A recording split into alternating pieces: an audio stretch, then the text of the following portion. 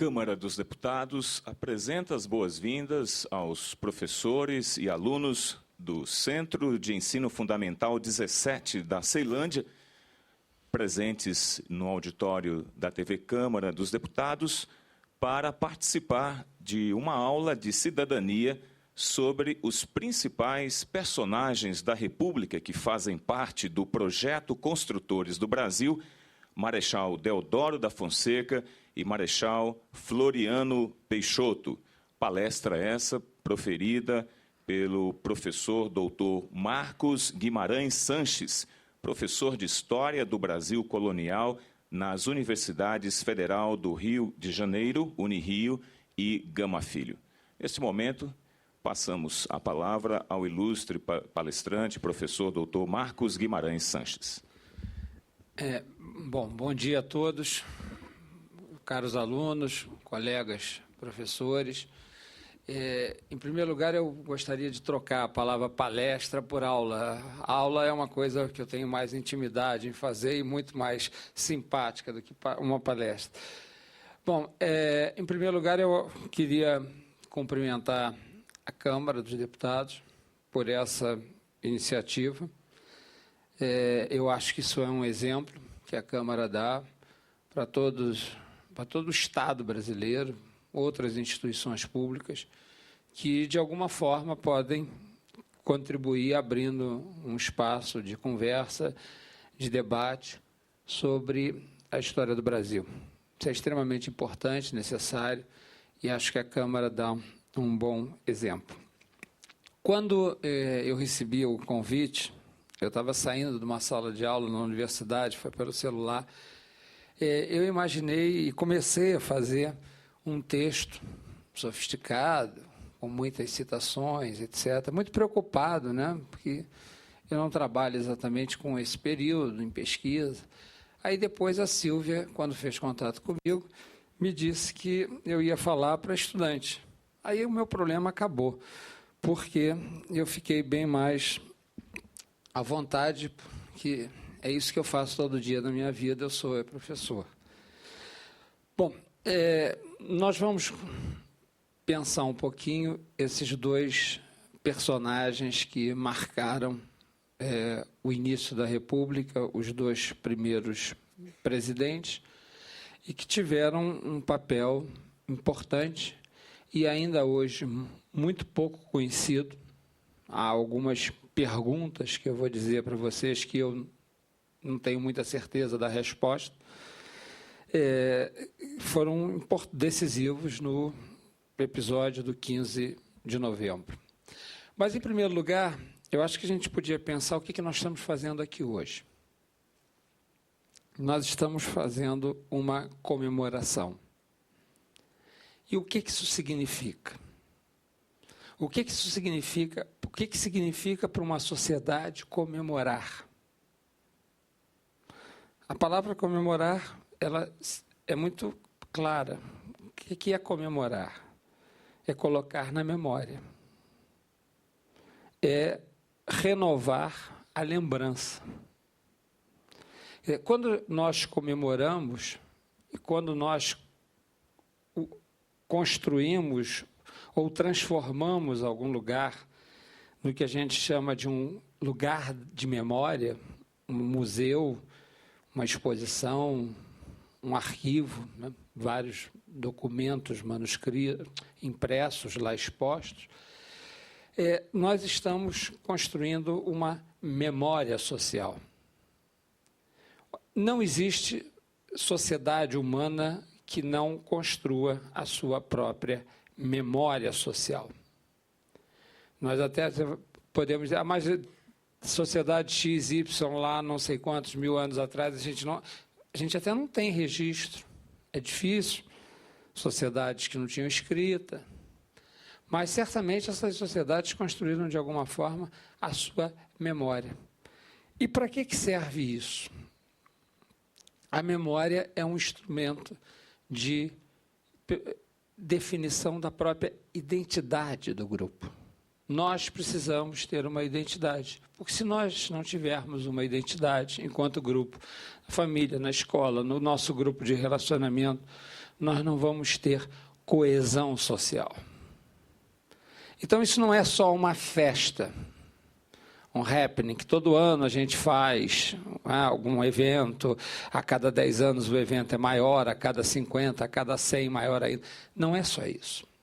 Isso tem uma outra função, que é muito importante na construção da cidadania. Nós estamos lembrando, nós estamos instituindo uma tradição, e isso faz parte da nossa identidade. E é a identidade que vai estabelecendo os vínculos de coesão entre nós que formamos um grupo macro, que é a sociedade brasileira. Então, essa era a primeira coisa que eu queria falar para vocês, quer dizer, a importância desse tipo de evento. Isso não é só essa coisa, normalmente aparece mais na imprensa a badalação, a festa, enfim, mas não é só isso, porque cada um de nós está nesse momento, de alguma forma, refletindo sobre a nossa identidade, o que é essa república, o que é o Brasil, o que nós estamos fazendo aqui, o que a gente quer. Esse talvez seja o aspecto mais relevante do nosso evento. Uma outra questão que eu queria falar para vocês é a questão de estudar personagens, pessoas. Por que eu quero falar isso com vocês? Porque, provavelmente, os livros que vocês usam na escola não dão nenhuma atenção a esse aspecto do personagem, do indivíduo, da biografia. Ao longo do século XX, de um modo geral, a história abandonou e criticou severamente esse tipo de estudo. Muito olhando para o século XIX, a figura romântica dos heróis, então, preocupados em fazer uma história que desse atenção ao povo, não só aos grandes personagens, a história relegou isso a um segundo plano. Isso foi muito mal, porque quando eu venho aqui falar para vocês e digo que eu tenho uma série de perguntas que eu não tenho resposta sobre o Marechal Deodoro, sobre o Marechal Floriano, certamente uma parte dessa minha dificuldade em responder é falta de pesquisa, falta de investigação sobre essas figuras individuais. Mas a história já se curou desse resfriado. Hoje, a história voltou a estudar e há alguns métodos que valorizam muito a chamada microhistória. A gente voltou a estudar, a reconhecer a importância de estudar o individual, de estudar o personagem.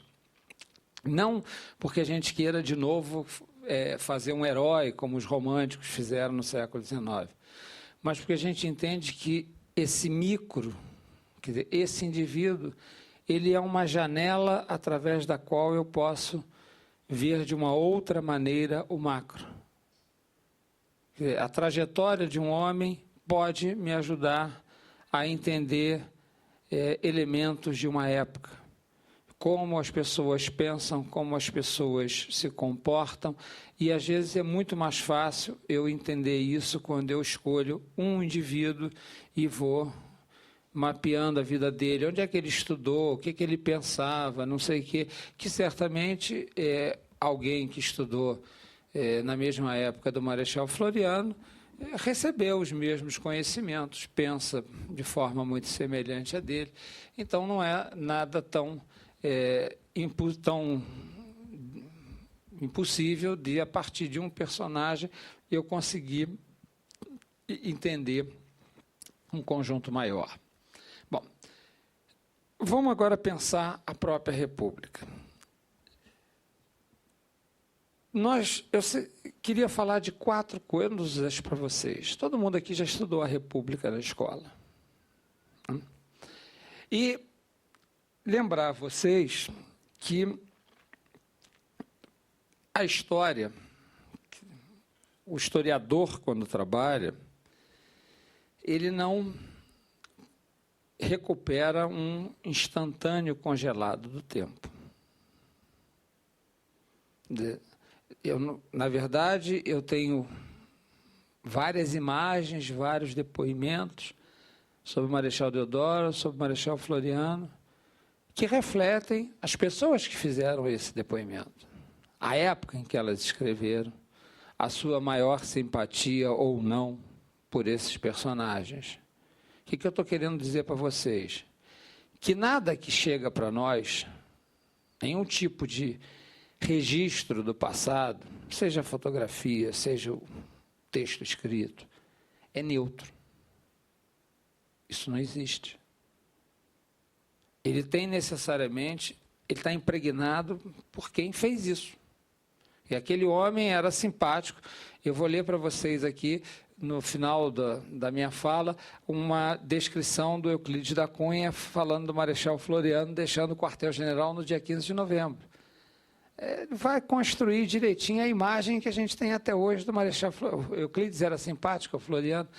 A imagem que a gente tem do Floriano, um homem sério, humilde, modesto, comedido, econômico, etc., é um modelo de seriedade. Outras pessoas veem, na mesma época, o Floriano como um ditador. Qual das duas versões está correta? Não é isso que interessa ao historiador. Interessa ao historiador saber que tem alguém que vê desta maneira, alguém que vê desta. E considerar essa diferença.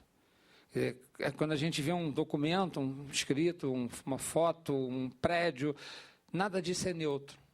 Necessariamente ali está a marca de um tempo, a marca de alguém que produziu aquilo. Então a gente tem que ter um cuidado, porque quando a gente vai estudar uma coisa tão polêmica, a proclamação da República mudou o regime político do país, né? Esses depoimentos que chegam até nós, eles estão marcados pelas posições políticas das pessoas. Os monarquistas vão ver a República como ditadura. Os republicanos vão ver a República como sinal do progresso. E aí, nós, por conta disso, ao longo do tempo, algumas ideias se cristalizaram que a gente encontra nos livros didáticos. Então, eu queria falar de 4 coisas que eu acho que são importantes para a gente pensar a República. Primeiro, vou pedir licença para discordar do presidente no discurso dele lá em cima. Não há continuidade entre os projetos republicanos desde o século XVIII. Na verdade, as diferentes propostas de república, Minas, 1789, Bahia, 98, as duas de Pernambuco, 7 e 17, e depois já no Império, a Confederação do Equador, até a Praieira, em 48, a ideia de república desses homens não é a mesma. E, na verdade, o Frei Caneca, quando pensa na república, ele está pensando numa república mais democrática, muito inspirado no modelo da fase republicana da Revolução Francesa. No Rio Grande do Sul, os farrapos pensam numa república que prioriza o federalismo, a autonomia. A democracia já não está em primeiro plano, tanto não está que a Constituinte Farrapos só funcionou 2 dias até entrar em discussão a escravidão. Não teve acordo, acabou a Constituinte. Então, primeira coisa, não existe uma ideia de república que vem sendo embalada, crescendo, e em 1889 se concretiza. Existem várias ideias de república. Isso é muito importante para falar do Deodoro e do Floriano, porque o Deodoro e o Floriano vão governar num período de extrema agitação. Praticamente todos os estados da federação vivem uma situação próxima de guerra civil. A capital federal, que era o Rio de Janeiro, tem confusão todo dia. Um jornal é empastelado, outro é incendiado, alguém toma uma surra de uma malta de capoeiras contratado pelo seu adversário político. Por que essa confusão toda tem a ver com o quê? Tem a ver também com a disputa entre os diferentes grupos republicanos. Então, por isso, é importante a gente recuperar essa ideia. Quer dizer, não existe uma única ideia de república, como o que a gente chama de movimento republicano não é uma coisa só. Aí cabem positivistas, como o tenente-coronel Benjamin Constant, e cabem liberais recém-convertidos da monarquia, como Rui Barbosa. E é claro que, uma vez realizada a implantação da República, esses grupos vão brigar seriamente entre si, porque existem concepções diferentes de Estado. Uma outra questão que eu acho importante é a gente avaliar, pensar o que significou esse 15 de novembro.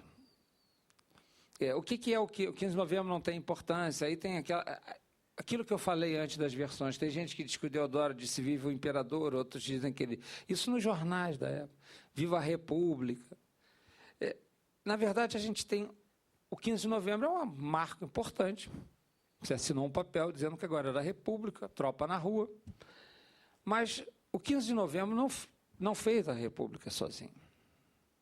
Na verdade, a gente só vai entender o 15 de novembro se a gente considerar que a sociedade brasileira passa, nesse final do século XIX, uma série de transformações que a gente vai chamar de estruturais. Quer dizer, transformações que mexem com as bases, com os pilares dessa sociedade. Que transformações são essas? Não precisa ir muito longe. O fim da escravidão. A introdução em larga escala de mão de obra livre, inclusive com imigração europeia. O início de um processo de industrialização. Que nessas agitações que eu estou falando aí, a gente consegue rastrear, ainda pequenininho, manifestações operárias. Já aí em 1891, 92, existem, um grupo de uma fábrica que foi para passeata, tal. O jornal fala isso, ainda não identifica como movimento operário, mas você consegue, lá no finzinho da notícia, ver que também já tem esse novo ator social, que seria o operário. Então, essas mudanças políticas todas acabaram conduzindo a uma mudança do próprio regime. O Império havia se consolidado como um Estado unificado, vocês sabem disso, centralizado, necessário, assim entendiam as lideranças políticas, para manter a unidade nacional. Você está falando de um império que viveu 20 anos aí em armas, em guerras, com províncias se separando, etc. Esse problema está resolvido. Agora, esses mesmos grupos regionais não querem mais separar o Brasil em repúblicas, como os farrapos tentaram fazer no Rio Grande do Sul, mas esses grupos querem ter alguma autonomia política. Vão defender um modelo federalista. Então, na verdade, aí vão se juntar novos atores sociais, como essa população urbana, operário, gente ligada à atividade terciária, as cidades estão crescendo com a indústria, os interesses das oligarquias regionais em ter a sua autonomia, e os militares. Os militares ocupam um papel importante, até porque eles têm a força na mão. Os militares têm uma longa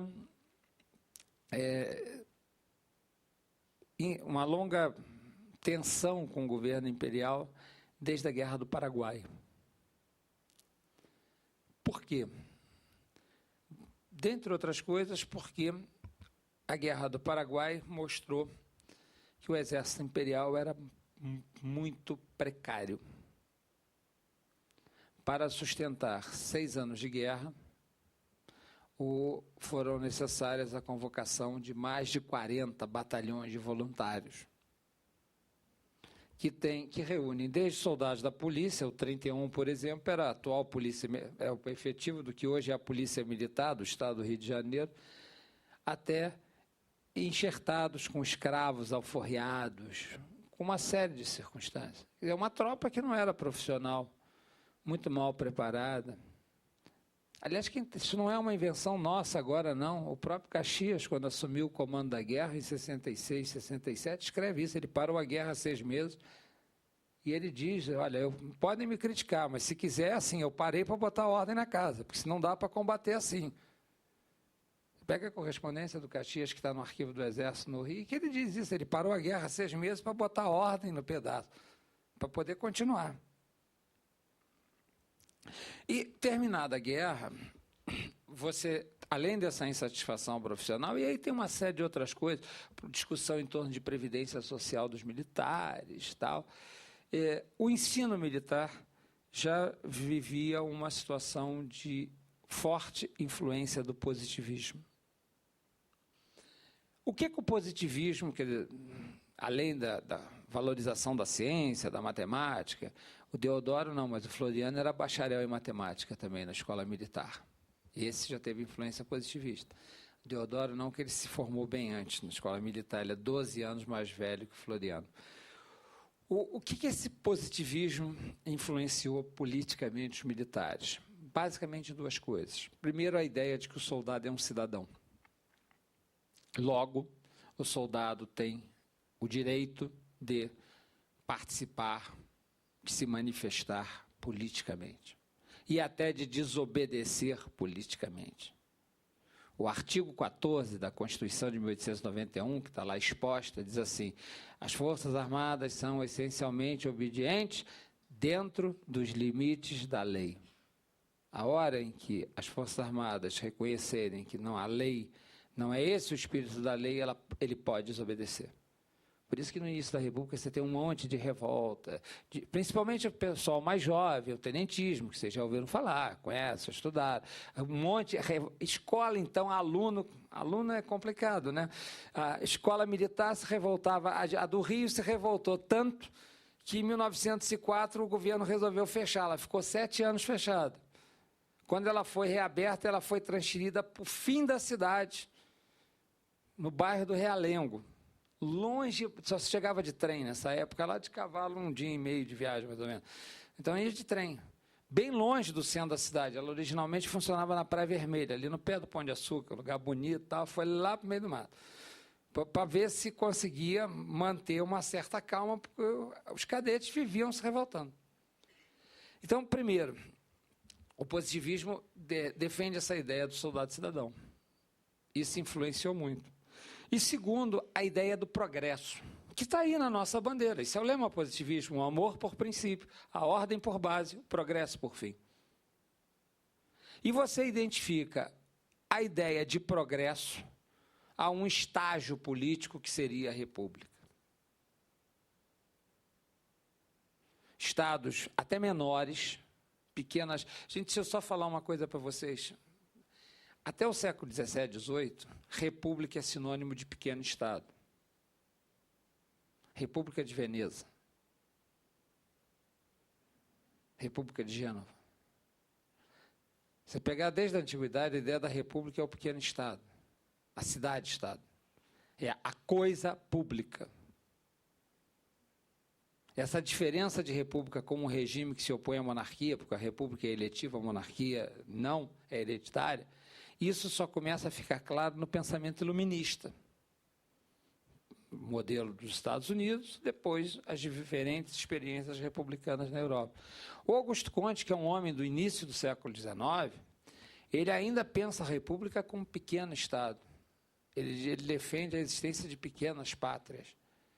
E a república está associada ao progresso. Então, para ter progresso, eu preciso ter república. Então, essas 2 influências, elas foram muito importantes sobre os militares. E isso vem desde a década de 1870 até 85, quando a situação chega a um limite extremo, que é a chamada questão militar, e o governo imperial, principalmente o último ministério do Império, que foi de uma inabilidade total, ele resolveu acabar com a questão militar na marra. Como? Transferindo os batalhões do Rio de Janeiro. Isso é importante para a gente entender uma coisa. Eu separei aqui umas coisas da vida dos 2 para falar. Tem que falar, né? É esse o tema. Mas são duas situações diferentes. O Floriano, vocês vão ver, eu vou ler um pedacinho depois, ele teve essa formação positivista, essa influência. Deodoro, não. Deodoro chegou ao 15 de novembro monarquista. O que leva um general monarquista a assumir a liderança desse processo? É porque existe uma forte insatisfação do Exército contra o governo. Um dos marcos dessa insatisfação é um episódio conhecido de nós todos. Em 1887, os militares na corte criaram o Clube Militar, o Deodoro foi seu primeiro presidente, e coube ao Deodoro levar a princesa Isabel, à época regente do trono, uma declaração pela qual o Exército se recusava. Esse episódio é muito marcante. O Exército se recusava a ser empregado na captura de escravos. Na verdade, isso sinaliza uma ruptura do Exército com a ordem econômica e social que ainda, já moribunda, mas ainda sobrevivia, baseada na escravidão. Esse episódio, que é início de 88, ele é muito sintomático. E expressa isso. Quer dizer, por que a gente chegou ao 15 de novembro? A gente chegou ao 15 de novembro porque mudou tanta coisa que o Império, o regime político imperial, ele não conseguia mais dar conta dessa nova realidade. Muito bem. Onde é que... Vamos falar um pouquinho, então, porque senão tem alguém que vai fazer um sinal para mim da hora, né? Porque se deixar, eu põe no piloto automático, eu estou falando o que eu gosto, não tem problema nenhum. Bom, vamos pensar então um pouquinho a vida desses dois militares. Eu estava dizendo que o Marechal Deodoro, a gente ficou essa dúvida, né? Ele era monarquista, não era, tal. E qual o papel dele na proclamação da República? Eu, uma vez fazendo uma pesquisa, eu encontrei uma referência que eu acho que ajuda a explicar isso. Eu estava trabalhando com o arquivo de um militar que, na época, em 1889, era major, depois ele foi a general. Eu estava trabalhando com um período posterior da vida dele, quando ele comandou a Bahia, na época da Guerra de Canudos, Major Solon Ribeiro, e numa carta dele, 88, ele está se correspondendo, tramando o golpe. Ele, por todo lugar que ele andou no Brasil, transferido pelo Exército, ele criou o Clube Militar, Clube Republicano, digo. E aí, em duas cartas, eu encontrei a seguinte referência. Ele, falando da formação de um governo republicano, ele diz que o general Deodoro seria ideal como ministro sem pasta. Ele não fala do Deodoro como chefe do governo, mas como um ministro que não ia ter função. Para quê? Na verdade, o que esse major claramente percebe é que nenhum deles, militares positivistas, Benjamin Constant, ele próprio, tinham liderança sobre o Exército. Na verdade, duas pessoas têm liderança total sobre o Exército nesse momento. O Visconde de Pelotas, que já estava muito doente, não participou de nada, e o Marechal Deodoro. Se eles são os últimos remanescentes dos coronéis da Guerra do Paraguai. O próprio Floriano já foi tenente-coronel e coronel depois da guerra. Não existe mais ninguém vivo. Os generais da Guerra do Paraguai, todos estão mortos. Os heróis da Guerra do Paraguai, todos são os últimos coronéis remanescentes, com liderança. Tem gente viva, doente, afastada, ninguém sabe onde está, mas com liderança sobre a tropa, porque estavam na ativa ainda, eram o Deodoro e o Pelotas, que estava afastado. Então, o Deodoro acaba envolvido nesse processo como uma espécie de líder, de alguém capaz de reunir em torno dele diferentes interesses, diferentes grupos, diferentes tendências. Bom, eu não resisti à tentação. Isso que eu acabei de fazer para vocês aqui agora é uma amostra do que faz o historiador. Eu estou trazendo uma coisa nova, que eu pensei documento. Está lá, ministro sem pasta. Eu parei e pensei, o que significa? Isso pode ser uma resposta para uma pergunta que a gente tem dúvida? É isso que faz o historiador no seu cotidiano. Muito bem.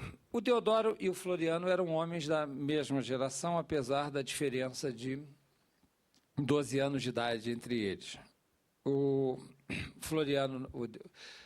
Deodoro nasceu em 1827 e o Floriano em 1839, ambos na, então, província de Alagoas.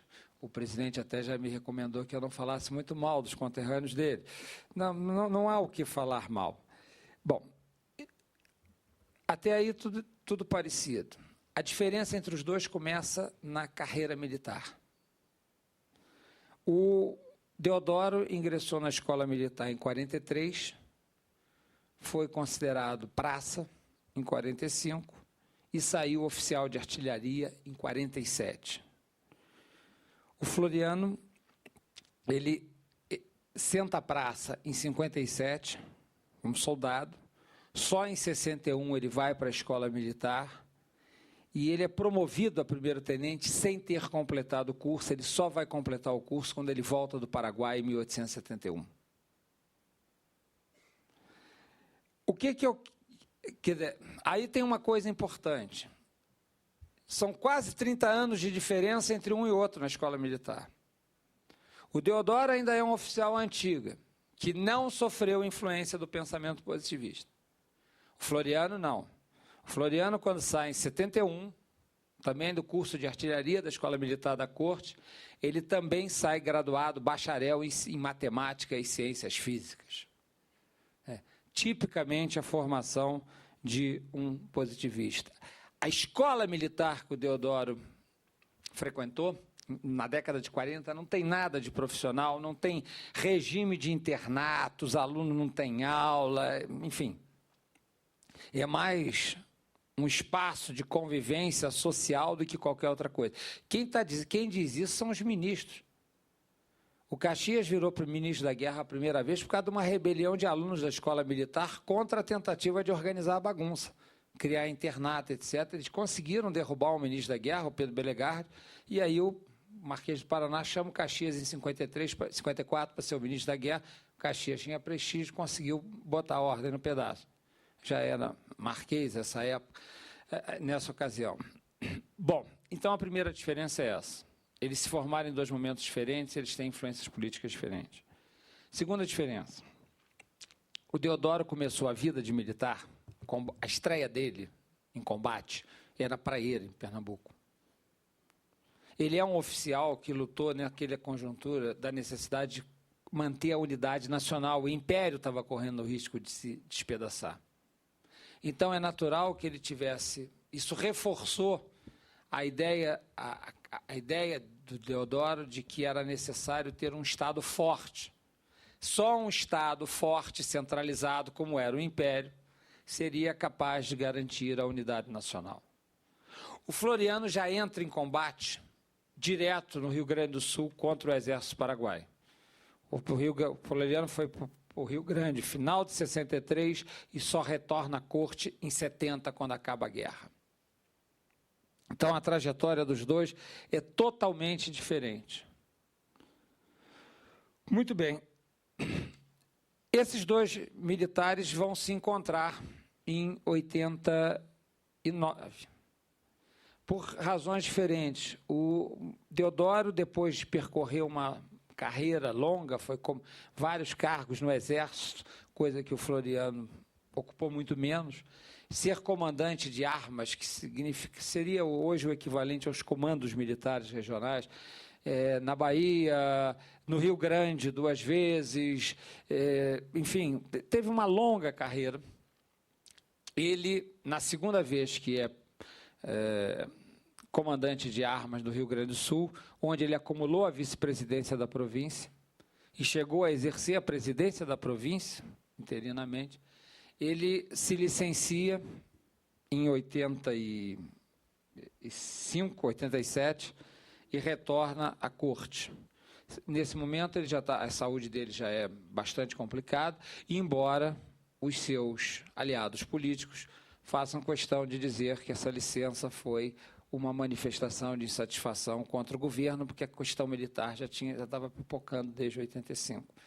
O fato é que ele vem para o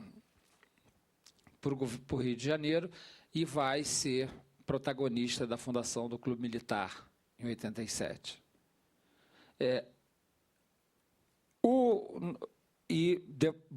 é punido, entre aspas, foi transferido para o Mato Grosso, e depois ele pede licença de novo, volta e acaba liderando aí a manifestação do 15 de novembro. Já o nosso Floriano tem uma trajetória um pouquinho diferente. O Floriano, ele, em 80 na mesma época em que o Deodoro se licencia, ele pede licença do Exército e se interna em Alagoas, lá na sua, 85, na sua propriedade particular. Também os seus propagandistas políticos dizem que isso foi uma manifestação de desagrado com o governo imperial. O fato é que ele fica licenciado do Exército 4 anos e ele volta em 89, em julho, é reintegrado como marechal de campo, que seria hoje equivalente a general de divisão, e é nomeado para o cargo de ajudante-general do Exército. Isso aí é uma grande ironia da história, porque o cargo de ajudante-general do Exército, que os historiadores militares dizem que é a origem do Estado-Maior do Exército, esse cargo foi criado pelo Marquês de Caxias, em 1855. Ele era ministro da Guerra. E a ideia do Marquês de Caxias era ter uma pessoa, olha só que coisa engraçada, que ironia da história, era ter uma pessoa militar, de carreira, que seria o responsável pela direção da pasta. E ele diz lá, porque, olha, esse negócio de mudar de ministro toda hora acaba trazendo uma interferência política nos negócios da pasta. Não pode. Tem que ter alguém que seja um militar que vai ser o administrador da pasta. E é nessa função do cara que deveria impedir a política que o Floriano está para abrir o portão para o Deodoro entrar no dia 15 de novembro. Que é exatamente, ele vai fazer exatamente aquilo que o Caxias não via com bons olhos, o reflexo das mudanças políticas no dia a dia do Ministério. E aí ele criou esse cargo, que era o ajudante-general, que é o cargo que o Floriano ocupa no dia 15 de novembro. Muito bem. Proclamamos a República. Que república é essa? Há uma frase famosa, que vocês certamente já ouviram, de um republicano, escrita por um republicano, no jornal Estado de São Paulo, em que ele diz que o povo bestializado assistiu a tudo aquilo sem nada entender. Essa frase tem dado, nos últimos 100 e poucos anos, margem às mais variadas interpretações. O povo não participou, isso é um movimento da elite, o povo está desinteressado, a monarquia já é alguma coisa inteiramente descartada, envelhecida, senil. É interessante porque os Chico Caruso da época representam Dom Pedro, o que corresponde à verdade, sempre como um velhinho já dorminhoco, senil. O Dom Pedro realmente tinha problemas de saúde sérios, inclusive com sinais, quer dizer, conhecidos não, porque ninguém...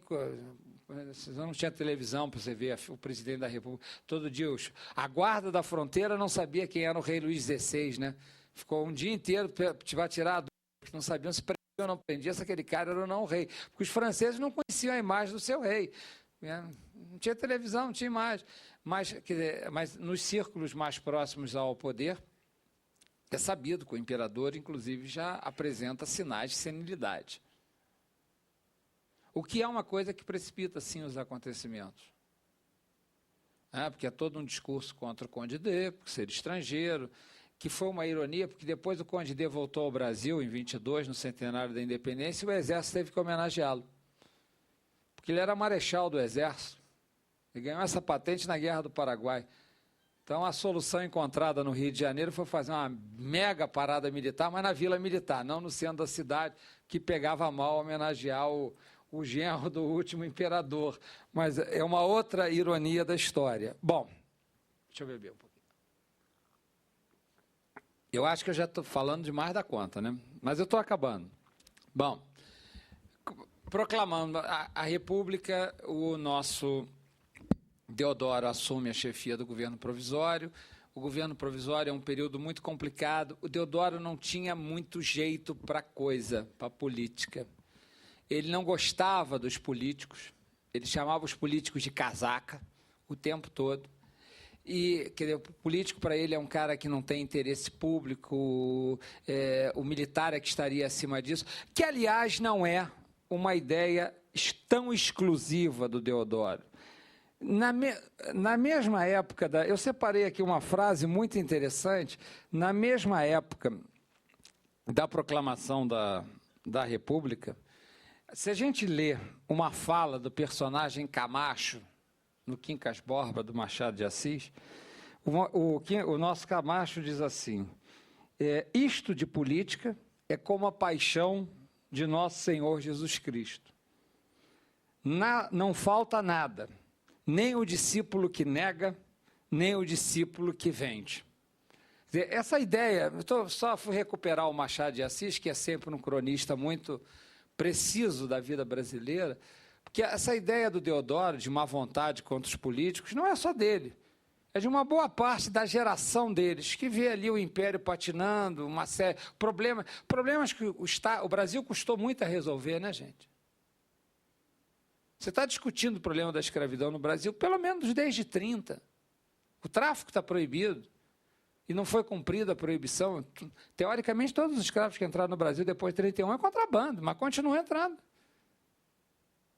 Você teve muita dificuldade em resolver isso, e isso certamente contribuiu para um desgaste da imagem do político. Eu estou citando o Machado de Assis, que essa ideia do general Deodoro de chamar os políticos de casaca, não sei o quê, não é só dele, não. É de muita gente da geração dele. Bom, o fato concreto é que, de conflito em conflito, e com uma brutal crise econômica, a política do Rui Barbosa no Ministério da Fazenda, o encilhamento não funcionou, o Deodoro acaba dando um golpe e decretando o fechamento do Congresso. É a primeira experiência republicana de fechar o Congresso. Não foi a única, lamentavelmente. Aqui nesse prédio, pelo menos, a gente tem uma em 64, uma em 67, uma em 60. Tem umas 3 ou 4, a última foi em 77, né? Aqui neste prédio. Não é uma experiência que a gente queira ver de novo, né?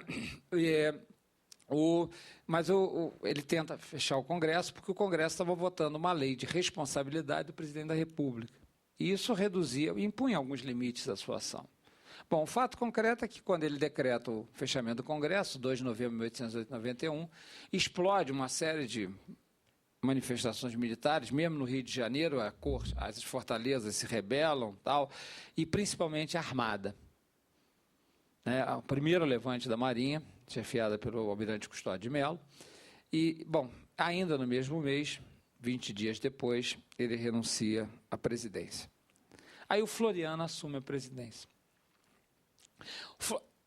A gente até hoje não sabe direito, o Floriano foi comparado, eu acho que a imagem é perfeita, pelos Chico Caruso, no início da República, que tem pessoas fantásticas. Se tiverem oportunidade, tem na internet, Ângela Agostini, tem uns cartunistas fantásticos desse período que fazem, que você não tem nenhum recurso gráfico que a gente tem hoje, né, a chargezinha andar no Jornal Nacional, não tem isso. Os caras eram artistas fantásticos. Tem em site da internet esse material, muita coisa desse período, vale a pena ver. Semana Ilustrada é uma das revistas. O Floriano é comparado à esfinge egípcia. Você nunca sabe para onde ela está olhando, o que ela pensa. E essa imagem foi cultuada até hoje. Os seus partidários fizeram questão de cultuar essa imagem, porque o fato é o seguinte: Floriano assumiu, há um questionamento jurídico, se ele podia ou não continuar presidente. Formalmente não podia. que é a Constituição de 1891. Isso foi evocado na época do falecimento do presidente Tancredo Neves, só que a Constituição hoje diz outra coisa, dizia em 85 outra coisa. A Constituição de 1891 dizia que se o presidente da República saísse na primeira metade do mandato, não havia eleição, que é o caso do Rodrigues Alves, que não chegou a tomar posse no segundo mandato em 18. Na segunda metade, o vice aí sim completava, que é o caso do Afonso Pena, que morreu no cargo, e o Nilo Peçanha completou o mandato. Mas o Floriano mandou dizer que ele ia continuar, e continuou. Ele conseguiu fechar o Supremo, porque, da seguinte maneira, os vários ministros se aposentaram, ele não nomeou ninguém, não tinha quórum para o Supremo se reunir. O Supremo ficou 9 meses sem conseguir se reunir, porque não tinha quórum para deliberar. Ele não fechou o Supremo, só que o Supremo não podia resolver nada. Ele era desse tipo. E aí, qual é a imagem que vocês estudam hoje no livro didático? Do Marechal de Ferro, do Consolidador da República. Eu queria deixar uma ideia aqui, para já encaminhando a conclusão da minha fala. Eu já vi que a Silvia voltou, sinal de que eu devo estar chegando, tendo que parar de falar. Essa ideia do Marechal de Ferro, que é de um presidente forte, que os monarquistas chamam de ditador, o Rio de Janeiro pegando fogo, empastela jornal, queima clube, mata, dá pancada, malta de capoeira, uma confusão infernal. Mas é um presidente que vai se apoiar nas elites oligárquicas. Ele dá a mão forte aos republicanos no Rio Grande do Sul, na Revolução Republicana. No Rio de Janeiro, que é um caso que esse eu posso falar um pouco mais, porque eu já estudei, já escrevi sobre isso, ele vai apoiar a ascensão de uma nova oligarquia que vai liderar a Constituinte Estadual, o primeiro presidente constitucional do Rio de Janeiro, na República, que é o Dr. Tomás Porciúncula, e desse grupo é que vai sair depois o Nilo Peçanha. Em São Paulo, ele consegue estabelecer, ele se arruma com esse povo. Aí fica uma pergunta, ele defende só um Estado centralizado, ou ele defende um governo forte, mas ele também está impregnado com aquela ideia do positivismo das repúblicas, das pequenas repúblicas? Ou essa imagem do Floriano, do Marechal de Ferro, é porque o governo do Floriano teria se aproximado daquilo que o professor Zé Murilo de Carvalho, num livro chamado Os Bestializados, diz que é a república que não foi. Deixa eu explicar o que vocês não leram, Zé Murilo, deixa eu explicar isso. Zé Murilo, nesse livro, diz a seguinte, ele defende a seguinte ideia. A república foi uma grande frustração para o homem comum. Por quê? Porque o homem comum, os 40% da população da cidade do Rio de Janeiro que não tinham emprego formal, camelô, quiosqueiro era camelô de comida, enfim, burro sem rabo, esses caras esperavam alguma coisa a mais da República. E a República não lhes deu. Uma maior participação política, uma maior inserção social. E este grupo teria se identificado com Floriano. Por quê? Porque o Floriano adota uma política econômica muito austera. Então, o Brasil está quebrado. O encilhamento, a política de emissão do Rui Barbosa fez água, o país está quebrado. Ele adota uma política austera, de controle de gastos, de segurar divisas dentro do país, de promover a indústria, inclusive pagando o subsídio do Estado à indústria. E isso agrada os grupos políticos mais radicais, fazem um enorme alarde disso. Só para vocês terem uma ideia, o Raul Pompeia, que todo mundo conhece aqui, que em algum momento da vida vai ler o Ateneu, o Raul Pompeia dizia assim, que era um florianista fanático, tivemos um dia a revolução em nome da dignidade humana. Tivemos a revolução da dignidade política. É preciso que não tarde a terceira revolução, a revolução da dignidade econômica, depois da qual somente poder-se-á dizer que existe a nação brasileira. Qual era a revolução da dignidade humana do Raul Pompeia? A abolição. Qual era a revolução da dignidade política? A república.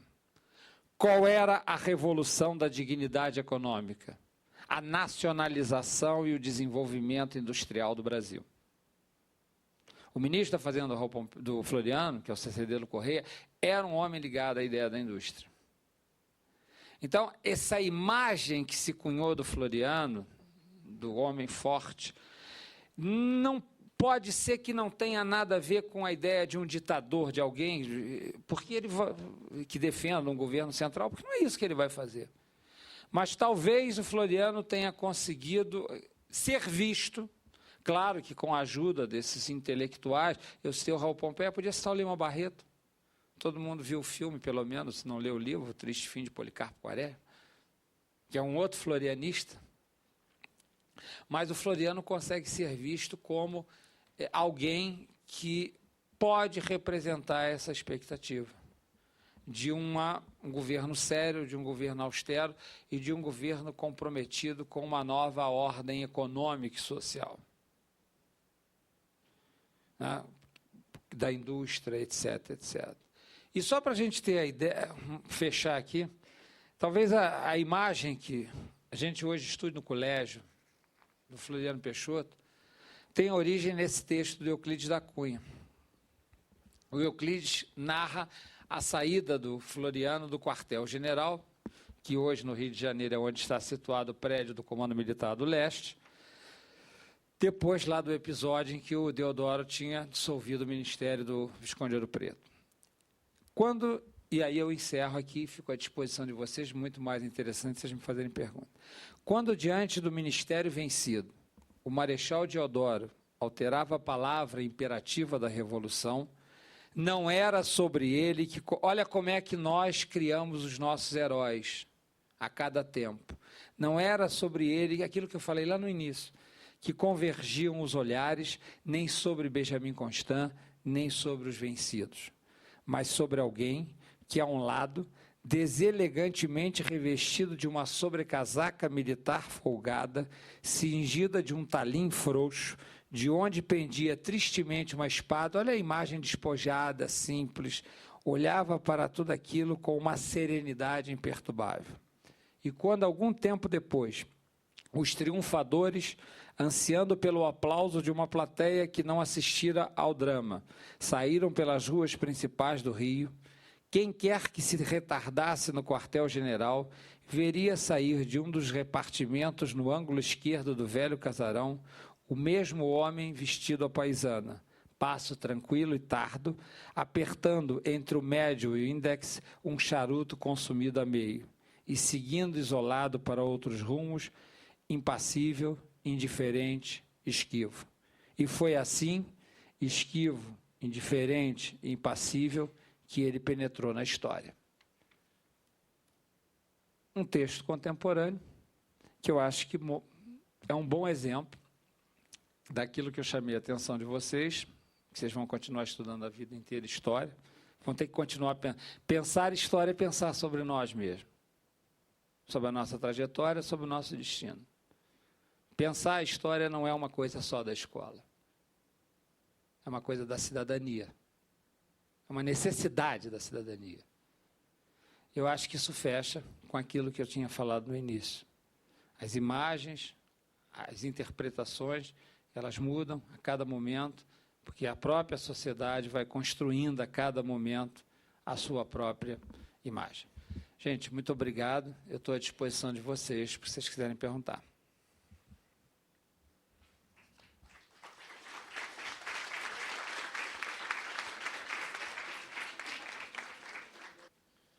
Primeiramente, eu queria agradecer, a oportunidade da escola estar aqui, nessa palestra, nesta aula, na realidade, de uma fundamentação incrível. Para quem conhece um pouquinho de história, realmente deslumbrante. Queria agradecê-lo. Eu gostaria, realmente você falou uma coisa que chama muita atenção dos historiadores, principalmente dos estudantes, dos professores do ensino médio, essa questão da população brasileira ter participado de uma forma tão pequena desse processo que foi o início da República no Brasil. Esta frase do bestializado, realmente ela faz sentido na sua visão ou houve alguma participação popular neste processo? Olha, eu acho que ela faz algum sentido, mas ela não pode ser lida tão literalmente. Porque quando a gente diz assim, a população não participou, aí você conta, você pega o jornal do dia seguinte, conta que o Marechal Deodoro morava no que hoje é a Praça da República, não podia ter outro nome, ele saiu dali, foi de carruagem encontrar o regimento que estava rebelado em São Cristóvão, porque ele não podia montar, ele estava com crise de asma, morreu poucos meses depois de sair da presidência, e volta à frente da tropa, essa coisa toda. E aí prende o ministério, escolta o batalhão de marinheiro, põe na Ilha das Cobras. Aí diz assim, mas e as pessoas na rua? Gente, de que cidade nós estamos falando? Nós estamos falando de uma cidade pequenininha, que é menor do que uma cidade, a capital da República, quando a gente diz assim, as pessoas não estão na rua. Gente, que pessoas? A cidade é muito pequena ainda. As pessoas não têm um nível de informação dos acontecimentos. E as pessoas jantam à tarde, porque não tem luz na cidade. A iluminação elétrica no Rio de Janeiro só começa a se difundir a partir de 1906. Com a entrada da Light. Né? É uma coisa... Essa ideia de que o povo não está na rua, que povo? Quem é o povo? Na verdade, as pessoas que formam a opinião, que a gente acha que é o povo, são os intelectuais que estavam na Rua do Ouvidor, batendo papo na livraria Garnier, onde o Machado de Assis editava, tomando café na Colombo, na Gonçalves Dias, e a partir de uma certa hora vendo as polacas e francesas, as prostitutas de luxo, estrangeiras, brancas, né, que frequentavam ali o rumo da cidade. Esse é o povo. Que abaixo disso os caras estão pendurados no Morro do Castelo. Se vocês forem ali na exposição, atrás do prédio da Câmara no Rio, da Cadeia Velha, aquele morro ali, é o Morro do Castelo, onde foi fundada a cidade do Rio de Janeiro e que derrubaram tudo, sobrou nada. Os prédios mais antigos da cidade estão todos ali em cima. Então, acho que essa ideia de povo, um povo na rua, é uma ideia que também a gente precisa tomar um certo cuidado. Agora, esse povo, eu não acho que ele seja tão bestializado assim, não.